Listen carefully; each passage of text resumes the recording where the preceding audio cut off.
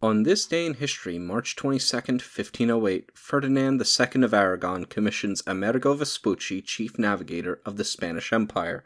Included in the following is an excerpt from the 1944 edition of the Encyclopedia Britannica going over the life of Vespucci. Amerigo Vespucci, born 1451, died 1512, merchant and adventurer, who gave his name of Amerigo to the New World as America. Was born at Florence on March 9, 1451. His father, Anastasio Vespucci, was a notary, and his uncle, Fra Giorgio Antonio Vespucci, to whom he owed his education, was a scholarly Dominican and a friend of Savonarola. Amerigo was placed as a clerk in the great commercial house of the Medici, then the ruling family in Florence. A letter of December 30th, 1492, shows that he was then in Seville, and till January 12th, 1496, he seems to have usually resided in Spain, especially at Seville and Cadiz, probably as an agent of the Medici. In December 1495, on the death of a Florentine merchant, Gianetto Berardi, established at Seville, who had fitted out the second expedition of Columbus in 1493, and had also undertaken to fit out 12 ships for the King of Spain, April 9, 1495, Vespucci was commissioned to complete the contract. As Ferdinand recalled the monopoly conceded to Columbus, this order of April 10, 1495, was cancelled on June 2, 1497. Private exploring now had an opportunity, and adventurers of all kinds were able to leave Spain for the West.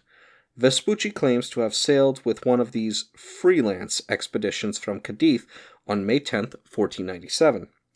Touching at Grand Canary on the way, the 4 vessels he accompanied, going 37 days on a west-southwest course and making 1,000 leagues, are said to have reached a supposed continental coast in 16 degrees north, 70 degrees west, from Grand Canary, June 16, 1497. This should have brought them into the Pacific.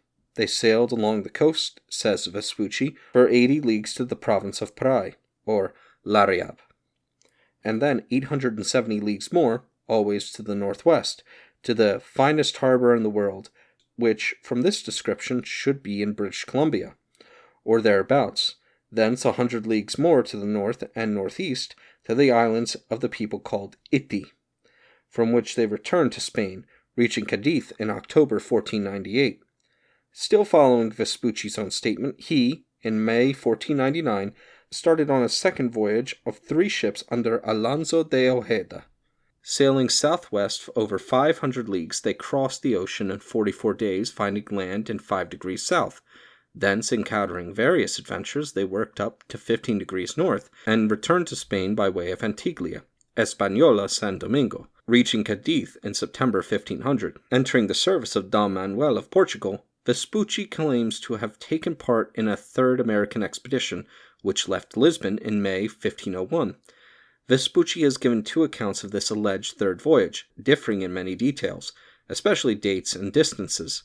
From Portugal, he declares that he sailed to Bezaguich, Cape Verde, and thence southwest for 700 leagues, reaching the American coast in 5 degrees south on the 7th or 17th of August. Thence eastward for 300 or 150 leagues, and south and west to 52 degrees south, or 73 degrees 30 minutes. In his own words, 13 degrees from the Arctic Pole, i.e., well into the Arctic continent. He returned, he adds, by Sierra Leone, June 10th, and the Azores, end of July, to Lisbon, September 7th, 1502. His second Portuguese and 4th and last American voyage was alleged by him was destined for Malacca, which he supposed to be in 33 degrees south, really in 2 degrees 14 minutes north. Starting from Lisbon on May 10, 1503, with a fleet of 6 ships, and reaching Bahia by way of Fernando Noronha, unknown, Vespucci declares that he built a fort at a harbor in 18 degrees south, and thence returned to Lisbon, June 18, 1504. In February 1505, being again in Spain, he visited Christopher Columbus, who entrusted him a letter to his own Diego. On April 24, 1505, Vespucci received Spanish letters of naturalization, and in 1508 he was appointed Piloto Mayor, or Chief Pilot of Spain, an office which he held till his death at Seville on February 22, 1512. If his own account had been trustworthy, it would have followed that Vespucci reached the mainland of America 8 days before John Cabot, June 16th against June 24th, 1497. But Vespucci's own statement of his exploring achievements hardly carries conviction. The statement is contained in his letter from Lisbon, March or April 1503, to Lorenzo Piero Francisco de' Medici, the head of the firm under which his business career had been mostly spent, describing the alleged Portuguese voyage of March 1501 to September 1502. The original Italian text is lost, but we possess the Latin translation by Jocundus' interpreter, perhaps Giocondo, who brought his invitation to Portugal in 1501. The letter was printed, in some 9 editions, after it was written. The first 2 issues, Mundus Novus and Ispatola Alberdici de Novo Mondo, without place or date, appearing before 1504, the third of 1504, Mundus Novus, at Augsburg. 2 very early Paris editions are also known, and one Strasbourg, De Ora Antarctica, 1505, edited by E. Ringman. It was also included in the Paesi Nuovamente Retrovati of 1507, Vicenza, under the title of Novo Mondo da al Vespuccio. The connection of the New World with Vespucci, thus expressed, is derived from the argument of this first letter, that it was right to call Amerigo's discovery a New World, because it had not been seen before by anyone. This prepared the way for the American names soon given to the continent.